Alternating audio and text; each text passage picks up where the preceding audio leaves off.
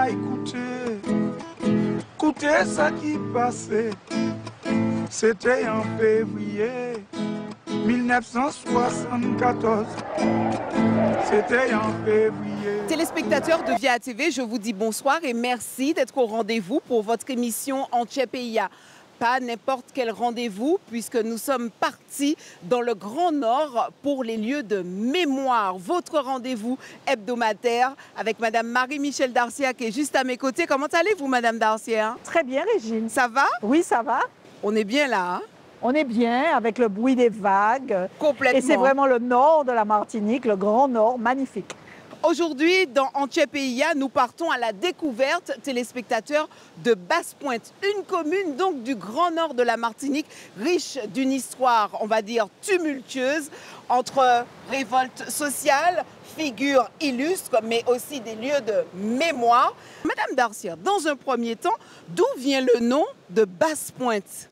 Alors, le nom de Basse-Pointe vient très exactement de la côte qui descend en pointe, mais c'est la côte basse et qui descend en pointe et en pente douce jusqu'à la mer.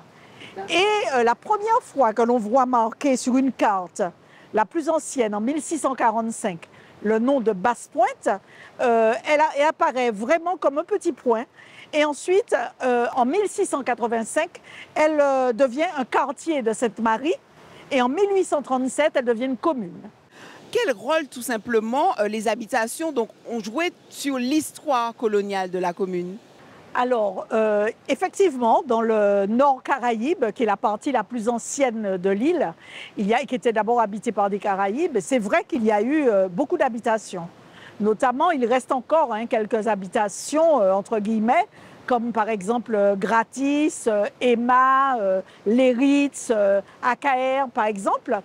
Alors, il faut savoir que ce sont aussi des habitations qui étaient tenues par des négriers, il faut le dire. Les Gradis, par exemple, sont des juifs séfarades qui sont arrivés à Bordeaux en tant que commerçants et qui ensuite, le patriarche s'appelait Abraham, et qui ensuite se sont reconvertis en négriers. Ils ont été des négriers qui amenaient à la Martinique des Africains mis en esclavage, donc ils les déportaient. Et puis, finalement, les deux frères, qui s'appelaient David et Moïse, se sont entendus pour que ce soit David Gradis qui reste à la Martinique et qui devienne à ce moment-là carrément un propriétaire de l'habitation Gradis. On sait que cette belle commune aussi, on parle beaucoup d'événements, n'est-ce pas, historiques qui ont façonné l'histoire même de cette commune. Ben oui, comme par exemple la plantation Léritz. La plantation Léritz qui a eu un événement très malheureux, l'événement des 16 de Basse-Pointe, qui est un événement qui est très bien raconté par Camille Mauduèche, qui en a fait un film que je vous invite à regarder si vous n'avez pas encore fait. Et l'histoire commence comme ça. Je ne vais pas tout vous raconter parce que le film raconte déjà tout. Mais enfin, il s'agit de 16 ouvriers agricoles qui se sont révoltés parce qu'il y en avait 3. À l'époque, il y avait ce qu'on appelait des gens casés. C'est-à-dire que sur l'habitation même, ils avaient des cases où ils habitaient. Et donc, à l'habitation Léritz, le propriétaire a décidé de licencier 3 ouvriers agricoles qui étaient casés. Et évidemment, ça a provoqué une révolte. Ils étaient comme par hasard tous des communistes à l'époque, c'était en 1948. La cour d'assises de la Martinique s'est emparée de l'affaire qui a été ensuite délocalisée complètement à Bordeaux. Et les 16 de Basse-Pointe ont été jugés acquittés, alors que ils avaient déjà fait 2 années de prison, alors que normalement ils devaient faire la prison, mais comme ça a été délocalisé, Bordeaux a été beaucoup plus clément. Et puis ils ont eu, il est vrai, des avocats extraordinaires, comme par exemple Monsieur Gracian à l'époque. Et donc quand ils sont revenus, d'ailleurs Aimé Césaire en a accueilli beaucoup, mais l'affaire des 16 de Basse-Pointe a été aussi beaucoup comptée par les journaux et la presse au niveau national. Que reste-t-il de ces luttes sociales? Alors, février 1974 a été la dernière lutte sociale qui s'est terminée dans le sang. Pourquoi? Parce que, toujours pour une affaire d'augmentation de salaire, de conditions de travail qu'il fallait améliorer.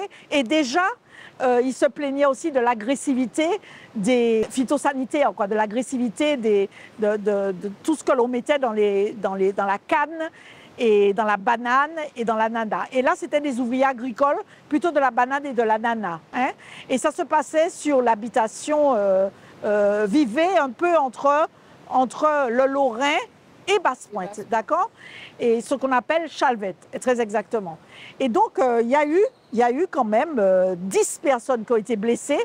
Ça s'est passé comment? C'est parce que le commandeur, qui était monsieur de fabrique, on peut dire son nom, puisque c'est passé dans l'histoire, il a été abattu, blessé. On dit que les gendarmes sont arrivés, qu'ils ont tiré sur la foule et que finalement, il y a eu 10 blessés et qu'il y a même eu un mort. Donc, à la suite de ça, les syndicats se sont scindés et c'est là qu'a été créé le syndicat CSTM avec Marc Pluvard, Daniel Barissette également. Donc, c'est effectivement une affaire qui a marqué la lutte ouvrière à la Martinique. Quel lien entre donc, cette magnifique commune et Aimé Césaire? En quoi tout simplement son enfance a marqué, influencé son œuvre littéraire ou encore politique à Aimé Césaire? Aimé Césaire, on le sait aujourd'hui, mais je le répète pour peut-être qu'il y en a qui ne le savent pas, il est né à Basse-Pointe sur l'habitation Emma, parce que son père a été pendant un moment intendant de l'habitation Emma. Ensuite, il a passé des concours et il a été responsable des impôts. Donc, il a eu un poste beaucoup plus important et c'est pour ça qu'ils sont descendus ensuite à Fort-de-France. Mais en tout cas, il a passé toute son enfance et ses écoles primaires à la Martinique. Hein. D'ailleurs, il est très marqué, il le raconte dans Cahiers de retour au pays natal, il parle de son institutrice, qui était très belle, avec une longue natte, etc. Le grand-père d'Aimé Césaire a été le premier instituteur noir à Saint-Pierre. Il a même fait l'école normale de Saint-Cloud. Et il a eu des enfants avec une dame Macny, avec qui il vivait, qu'Aimé Césaire appelait Monini. Ina Césaire, ses enfants aussi l'appelaient comme ça, Monini. Aimé Césaire donc descend de cette lignée de personnes pour qui la culture et le savoir étaient importants. Et il dit, et c'est une très belle phrase qui, à mon avis, devrait se retrouver quelque part, à Basse-Pointe, peut-être même dans Bienvenue à Basse-Pointe. Il dit cette phrase très célèbre qu'il aimait beaucoup répéter, Basse-Pointe a structuré mon cœur et architecturé ma poésie. C'est beau ça. Alors, ça veut tout dire. Oui. Basse-Pointe a structuré mon cœur et architecturé ma poésie. Ça veut tout dire. C'est plein d'émotions. Et aussi, il a été marqué par sa vieille Da, parce que les parents avaient la possibilité d'avoir une Da. Et ce nom a disparu, le mot Da. Oui. Mais c'est en fait une nourrice qui se trouvait tout de suite après la maman. Elle avait beaucoup d'importance dans une famille. Elle vivait dans la famille. Et c'était une Indienne. Et cette Indienne, ça l'a beaucoup marqué, lui chantait des berceuses et des comptines en tamoul. Alors, il faut savoir que le tamoul, c'est quand même ça a été reconnu comme l'une des langues les plus anciennes du monde. Donc, ce qui est quand même assez beau. Et j'ai même lu que Raphaël Constant disait qu'il était très, très saisissant émotionnellement de voir que cette langue tamoul, la plus ancienne, avait rencontré l'une des langues les plus nouvelles, le créole, quoi, en fait. Et tout ça a bercé Aimé Césaire. Il y a un nom également qui revient, mais je trouve qu'il est un peu méconnu. C'est celui de Hippolyte Maurestin. Et on parle de lui comme une vraie contribution majeure à la médecine, Madame Darcière. Est-ce que vous pouvez nous éclairer un peu plus? Oui, alors pour vous situer Hippolyte Maurestin, Hippolyte Maurestin est né en 1869 et il est mort en 1919. Son père était déjà médecin à Saint-Pierre et à Basse-Pointe et son grand-père était chirurgien. C'est quand même quelqu'un qui a beaucoup marqué la médecine. Pourquoi? Parce qu'il est né à Basse-Pointe, mais il s'avère qu'il est parti assez jeune pour faire des études au lycée Louis-le-Grand. Ensuite, il a fait des études de médecine et il a été précurseur de la chirurgie esthétique parce que c'est lui qui faisait de la réparation des gueules cassées, c'est-à-dire des soldats qui avaient été défigurées lors de la Première Guerre mondiale. Et donc, on les appelait les gueules cassées. Et lui, il a travaillé l'esthétique, véritablement la réparation de ces gueules cassées. Et c'est vraiment un des précurseurs de la chirurgie esthétique, véritablement. Comment les habitants, en fait, perpétuent ces mémoires? Je crois qu'il y a des efforts qui sont faits, qui sont intéressants. Aujourd'hui, on a vraiment conscience que Basse-Pointe est une terre de mémoire, une terre de lutte ouvrière notamment, aussi une terre de génie, puisque nous avons eu Hippolyte Maurestin, nous avons eu également Aimé Césaire. Madame Casimir, que je salue aussi, puisque finalement c'est une femme qui a, après 59 ans, renversé la droite. Et puis c'est une terre de culture également, avec une église qui est magnifique. Avec un clocher qui date du XVIIe siècle. Et il y a une histoire, Madame Darcia. Le clocher s'appelle Loup-garou. Et l'église a été détruite par le cyclone Dine.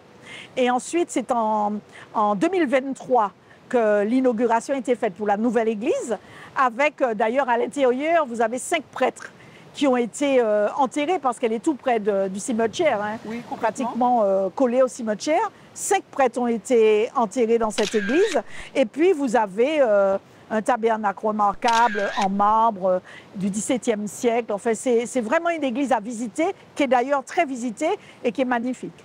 Ici, nous avons un magnifique spot, Madame Darcia, qui a été vraiment très exploité dans cette commune par justement Madame Casimirius, parce qu'en fait, elle a voulu conjuguer ce passé historique de la commune avec des enjeux modernes et là, clin d'œil sur le surf, Madame Darcia. Ce spot est magnifique et réputé, mais pour des gens quand même bien initiés. Bon, mais Madame Darcia, je pense que vous êtes suffisamment athlétique comme moi-même. On va s'y mettre alors au surf. Mais cette fois-là en bois flotté. Ça sera mieux. Oui, flotté. Parce que le bois flotté, c'est presque l'ancêtre en fait du surf.